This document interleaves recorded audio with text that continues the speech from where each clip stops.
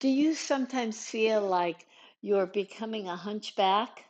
All that computer use or texting that you do during the day is causing some tightness in the rhomboids, the muscles that draw the inner shoulder blades in toward the spinous processes, toward the spine.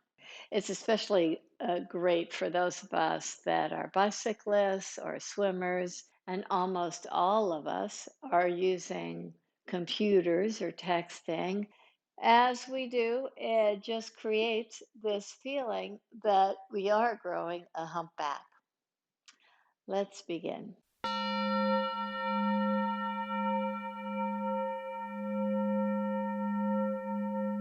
To discover those muscles that are on the back that we can't see very much today, we'll be using a tennis ball.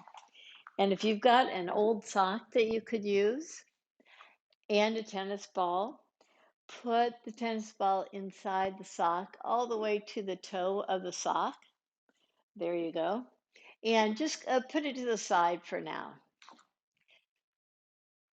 As you come to sit just for a moment, sit in whatever way. You can sit on a chair, doesn't matter. Sit in such a way that you can take the heads of your arm bones back to get this feeling of opening in the upper chest. You feel the shoulder blades hug in toward each other. Imagine that my hands are the shoulder blades and the inner edges, the pinky finger side of them, as they draw in toward each other, that allows you just a little relief. If you're hunchback, of course, they draw away from each other. The rhomboid major and the rhomboid minor, they are diamond shape or kind of like a sideways rectangle.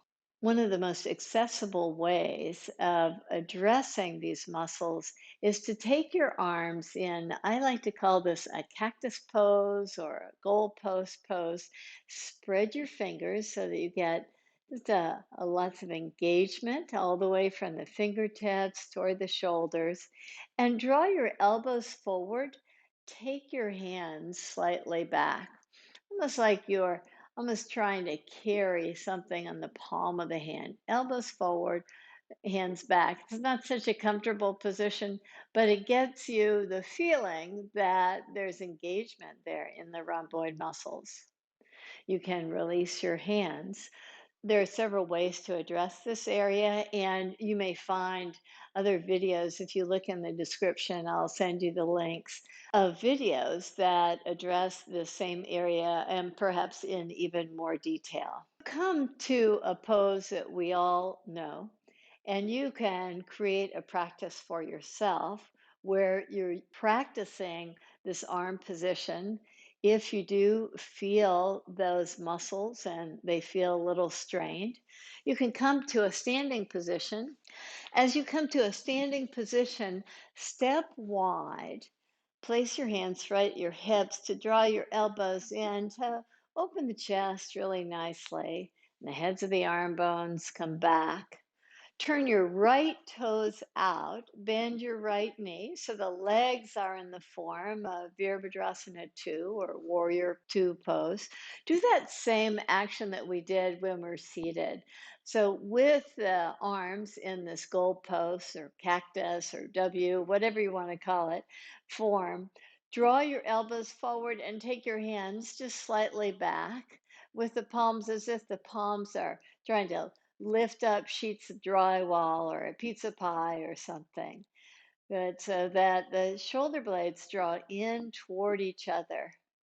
Now reach your hands straight out as if you're pushing walls that are drawing in toward each other. Notice if you straighten your arms, you feel like you lose that connection. But if you bend your elbows and draw in from the fingertips toward the shoulder blades, you feel the shoulder blades hugging in. Now try to keep that and extend the arms. Keep the shoulder blades hugging in. Draw your gaze out over your extended right hand and see if you can settle deeper into the pose. And on the next inhale breath, root down to lift yourself up out of the pose and release your hands. Let's come to the opposite side in Virabhadrasana number 2. So turn your right toes. So the right foot is parallel to the back edge of the mat, left toes are turning out. Come to the form of the pose with your legs. Now let's activate the arms. First, starting in this cactus pose with the fingers spread, draw your elbows slightly forward, hands back with the palms as if they're trying to lift something up, and draw the elbows nice and wide, and you'll feel the shoulder blades trying to connect with one another. Keep that. Reach your hands out. Keep the shoulder blades hugging in even as you come towards straight arms. If you just immediately straighten your arms, you lose that connection. So as you bend your elbows, spread your fingers and try to reach out, try to keep that connection of the shoulder blades hugging in.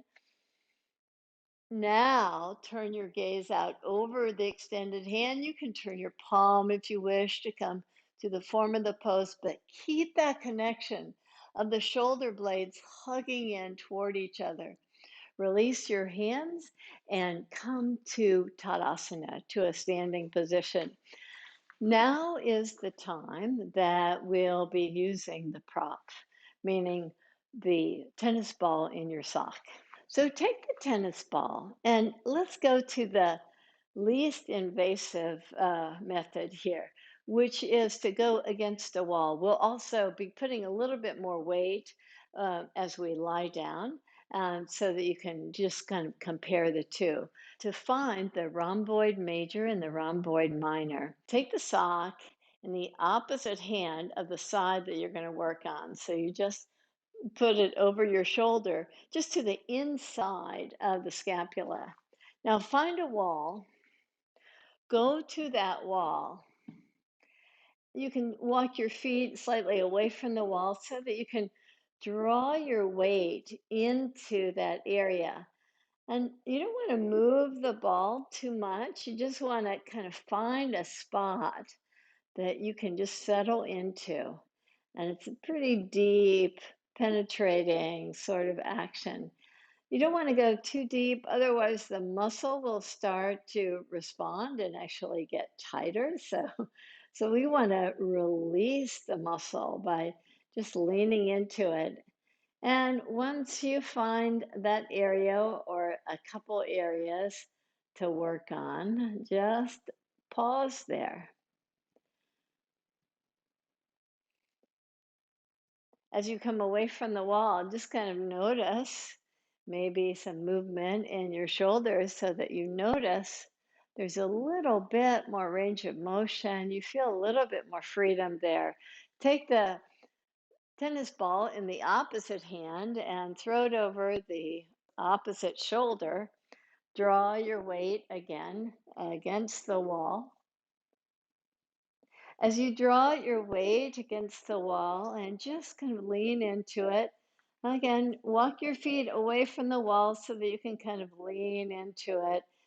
And take a minute or two to find a spot that feels like a little knotted up. It could use a little extra TLC. As you find that spot, just draw into it. This is not nearly as much weight as lying down and taking all your weight to the ball. So I just wanted to show you the contrast of leaning into it at the wall compared to lying on your back. Step away from the wall and come to lying down. And as you come to lying down, again, we'll be using the sock with the tennis ball. So as you lie down, do the contrasting action. So again, the opposite hand just takes the tennis ball to one side, and you just find again that spot, pause there, And for this video, I'm not pausing as long as I would like you to pause once you find that spot. We're just showing you the different options here. And do the same thing on the opposite side. So in your opposite hand, you find that place and you just breathe into it. It takes a few minutes to find the exact spot that would serve you nicely. And you just invite your breath to do its work.